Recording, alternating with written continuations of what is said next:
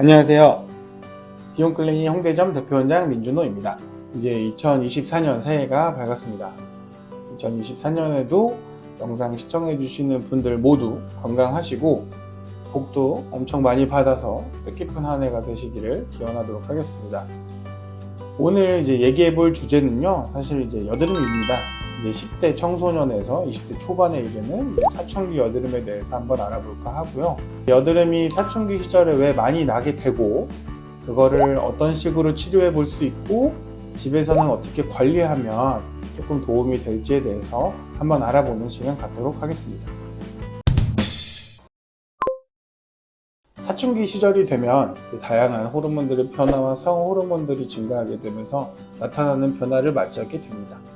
이런 호르몬들의 변화 때문에 사실 피부에서는 피지선이 굉장히 많아지게 돼요. 피지선 자체가 많아지는 건 당연히 피지 분비량이 엄청나게 많이 늘어난다라고도 생각하실 수 있고요. 사춘기 시절의 여드름은 이제 성인성 여드름이랑 발생 위치가 조금 차이가 있어요. 그러니까 대부분 보면 보통 여기 T존이라고 하는 이마 부위랑 코 쪽에 피지선들이 많아지면서 좀 이제 사춘기 여드름 많이 생기고, 또 사춘기 때 많이 생기는 여드름 부위는 양 고리근 쪽, 신체 변화나 이런 사춘기 변화들이 다 끝난 성인의 경우에는 턱라인이랑 입 주변에 좀 많이 생깁니다. 여드름이 그 호르몬의 변화로 계속 생길 텐데, 여드름 치료를 지금 받아야 밑 빠진 독에 물 붓기 아닌가요? 이런 질문들도 사실 종종 듣곤 하는데요. 환자분들의 대부분 공통된 목표는 내가 성인이 돼서 여드름이 더 이상 안 나는 시기가 되었을 때 여드름 자국이나 흉터가 없기를 바라시는 분들이 많아요. 손 놓고 그냥 여드름이 계속 나는 거를 방관하고 잘못된 관리나 이런 것들 때문에 생기는 흉터들이 오히려 그분들한테는 더 걱정거리거든요.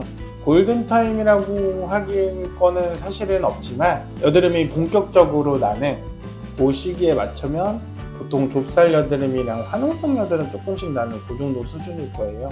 그럼 사실 그때는 병원에 오셔도 치료법이 그렇게 어렵진 않습니다. 피지 분비 관리해주는 스케일링이나 필링 정도와 좁쌀 여드름은 압출 정도, 그리고 화농성 여드름에는 간단한 염증 조사 정도 시행해줘도 훨씬 더 도움이 되실 수 있고요. 제가 봤을 땐 가능하면 빨리 치료에 조금 손을 대는 게 훨씬 더 유리할 거라고 생각합니다. 초기의 여드름 환자분들 같은 경우에 치료가 그렇게 거창하거나 대단하진 않습니다. 반면에 이제 사람마다 여드름의 정도는 매우 다양하기 때문에 아주 응계성 여드름이나 얼굴 전체를 덮고 있는 그런 여드름 같은 경우에는 약물도 좀 써볼 수 있을 것 같고요. 빨간 자국 같은 것들이 좀 많이 남아있는 여드름 환자 같은 경우에는 실제로 이제 저희 병원에서는 XLV 레이저, 흔히 혈관 레이저라고 하는 레이저를 사용해서 그 빨간 자국을 좀 없애주고, 피부에 있는 피지선을 부분적으로 좀 줄일 수 있는 PTT 시술 같은 것들도, 레이저 시술들도 많이 받고 있습니다. 사실 이제 여드름이 누구든지 1, 2주나고 끝나는 경우는 사실 없잖아요. 1, 2년 정도 되는 기간 동안 여드름이 나다 보니까 사실 지속력이나 꾸준함이 제일 중요한 것 같습니다. 제가 봤을 때.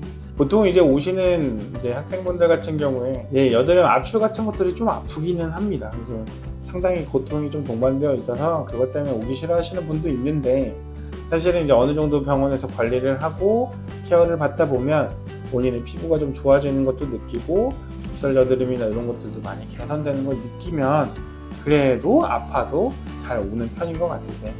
방학 때 많이 활용을 해서 좀 오시는 경향이 있는 것 같고요.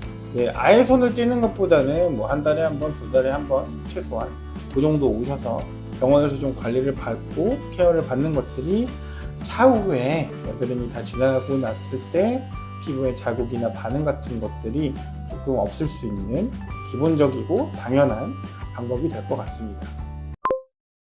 질문 중에 많은 것들 중에 하나가 이제 먹는 건 상관없나요? 이렇게 말씀하시고, 사실 식습관이 상관이 없다고 할 수는 전혀 없습니다. 당지수가 높은 음식이라든지, 아니면 너무 오일리한, 너무 기름기가 많은 음식이거나, 아니면 너무 밀가루 위주의 식사를 한다거나, 그런 것들이 이제 여드름을 악화시킬 수 충분히 있고요. 요즘에는 학생분들도 많이 메이크업을 하세요. 그래도 외모가 중요한 시기니까 메이크업을 해야 될 때는 해야 되겠지만, 가급적이면 조금은 가볍게 화장을 해주시는 거를 권장드리고, 요즘에 또 모공이 잘 안 막히는 그런 화장품도 있다라고 하더라고요. 메이크업 제품도. 그런 것들을 좀 찾아서 선택해서 사용해 주는 걸 권장드리고요.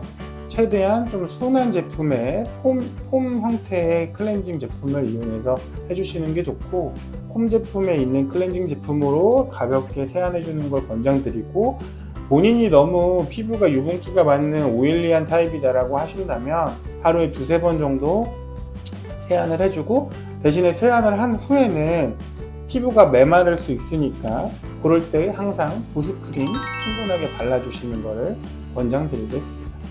그리고 또 이제 집에서 화농성 여드름 같은 것들을 이제 무지막지하게만 쥐어짜거나 뜯는 행위는 나중에 성인이 돼서 흉터 치료할 때 돈도 더 많이 들고 통증도 훨씬 심하니까, 그런 너무 이렇게 자극적으로 막 쥐어 뜯듯이 막 뜯어내는 행동은 절대 좋지 않으니까요. 그런 것들은 좀 자제해 주시길 바라겠습니다. 2024년 1월 첫 영상 이렇게 한번 준비를 해봤고요. 올해에도 다들 건강하시고 새해 복 많이 받으시고, 올해에도 그래도 보셨을 때 유익할 수 있고 조금은 가볍지만 진중할 수 있는 그런 컨텐츠 한번 만들어 볼 테니까요. 많이 지켜봐 주시기 바랍니다. 감사합니다.